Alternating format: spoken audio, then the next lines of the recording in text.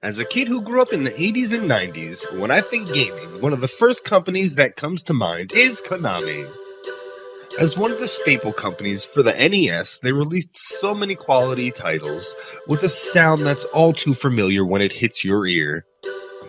A former shell of what they were, nowadays they mainly push pachinko machines and deny their employees from attending award events. But they weren't always this unsavory. And that's what I'm here to talk about, the Konami NES years.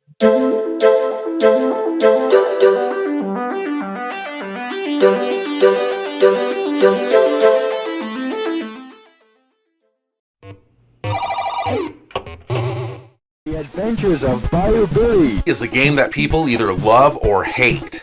Ragin' Cajun Billy West must rescue his beloved Annabelle from the evil clutches of Goddaddy Gordon in this action-adventure hybrid. There's plenty of gunfighting, car action, and street fighting in the bayou and on the streets of Nolans, with a brutal difficulty level that will challenge even the most seasoned of gamers. Gordon's loyal goons attack mercifully, showering Billy with bullets and even running his Jeep off of the road, not to mention the occasional fist fight with man-eating gators. Bayou Billy is a balls-to-the-wall adventure that will without a doubt leave you gritting your teeth in frustration. I guarantee.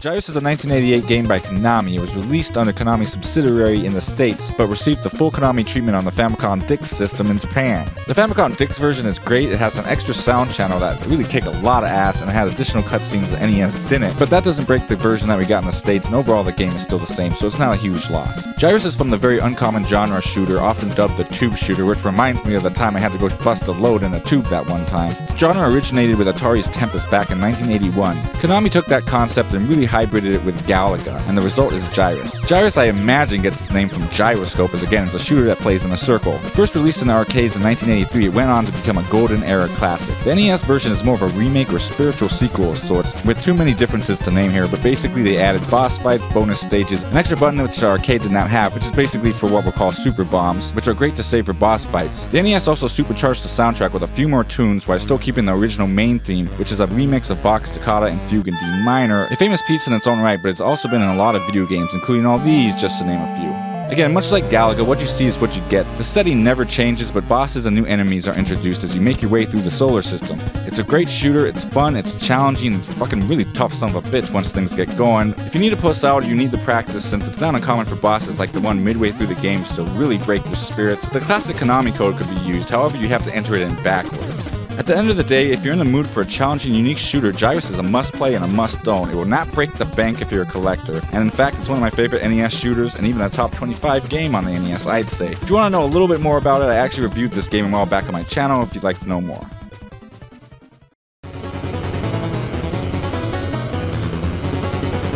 Top Gun Second Mission is a follow-up title in name alone.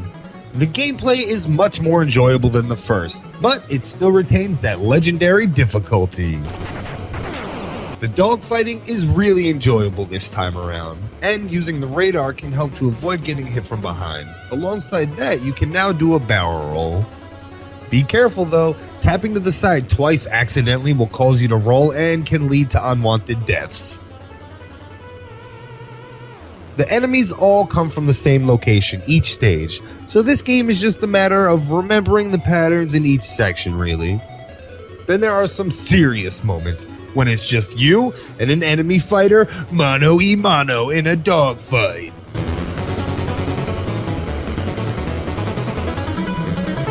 Now this was the moment the game became fun, and I noticed it had a few good things going for it. Top Gun Second Mission has some pretty solid music from what I was able to hear. It's very fast-paced and has a really rockin' sound.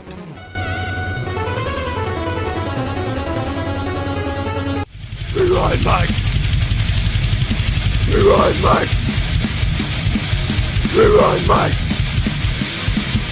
TMNT from 1989 is another Konami game released in Japan as Gekakami Ninja Den. While we all knew TMNT in the States, this was the very first content featuring the heroes in the half shell to reach Japan. Outside of Japan, it was another game released under Konami's Ultra subsidiary. The game is often a love it or hate it game, often remembered for its difficulty, which reaches an apex at and especially after the JFK airport level. Here you must hunt down the Technodrome, which is in one of 4 random spots depending on when you hit the start button at the start of the game. There's always a more likely chance though that it will be in the lower left corner if you make it this far in the game. The game only has a couple of continues if all your turtles die, but there's some spots where they can be rescued, but it gets a bit risky to go and save them, and it's usually off the beaten path, especially in the latter half of the game. Still, not having extra lives, this game does have a cool teamwork implication that fits the turtles well, where you're able to switch turtles on the fly. Raphael is often considered the worst, but players can get good with him, especially if they stop being pussies. He's actually fast and has good spin time on his weapon. I've gotten as far as Mecha Turtle at the end of level 3 using just him exclusively, and I know people have gotten much further when there was a challenge to see how far you could get using just him a year or so ago. Regardless, all the turtles have their unique advantages, except Mike. Fuck Mike. He's actually the worst turtle, but you're gonna need all the help you can get through this. The game is a mixed genre game similar to Legend of Zelda 2 with overworld exploration and side-scrolling levels, but in reality it's similar to a Konami game which we sadly didn't get in the US called Getsufumaden, which used the same game engine sound effects and had similar jumps and Leonardo sort of attacks and some of the same similar enemies and characters. Again, in Japan the turtles weren't established at all, and I think as a result only the boss characters represented the TV show, and that's often a criticism by people who do not like this game, even though it's arguably the best TMNT game on the system by people who have a pair and can get over themselves. The fact of the matter is the show hadn't had very many established characters yet, as it was still 1989, and Konami used the comics a lot more as a reference, which were more based in sci-fi than the cartoon, which eventually later really became about how can we make new characters this week to make a new toy. The boss on Wall Street that's an evil turtle then exposed to be a robot actually precedes characters like Slash, an evil turtle, and even Mecha Turtle, and by some people this character in this game is actually thought as an inspiration for them, but who knows. Now it's not a perfect game without flaws, but there's not a lot of games on the NES without flaws. My only bitch is the game is pretty unforgiving, and that's the risk with these old NES games. You need to learn to control the characters, the 3 jump heights, or you're gonna have a bad time. I also hate that the turtles can't swim, but then there's a whole level underwater, but then again, that's a high current situation, so I'm sure it's just too much for them to swim through, so never mind, there's not very many flaws here. Some people say the dam is too damn hard. I think these people are bitches and really have no business playing NES, like at all. The music is awesome and some of the most memorable on the system. The graphics are actually fantastic for the time, and the game had unique gameplay. It's worth learning to clip through ladders and learn a few exploits. Know how to manipulate random enemy spawns in your favor. Fuck you!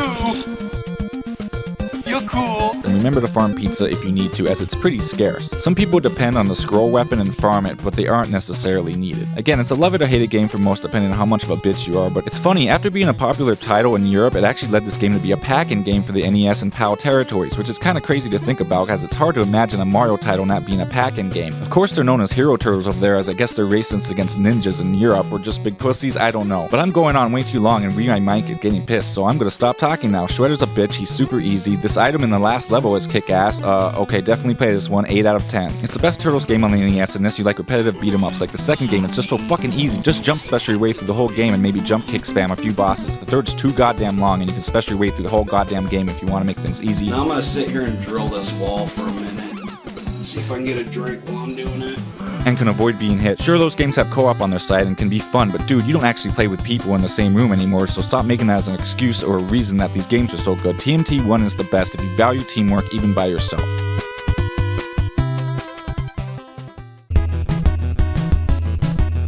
(1988's Track and Field 2 sets you in the Summer Olympics with a whole slew of events to compete in, with the ultimate goal being to bring home the gold. Fencing, triple jump, freestyle swimming, high dive, clay pigeon shooting, hammer throw, taekwondo, pole vault, canoeing, archery, hurdles, horizontal bar, and arm wrestling will keep you busy, all of the while gracing you with excellent graphics and sound, not to mention top-notch voice samples. Qualified. This fun sports title will pump up your competitive spirit and give your thumbs a workout. Turbo controller recommended. Go for the gold, baby.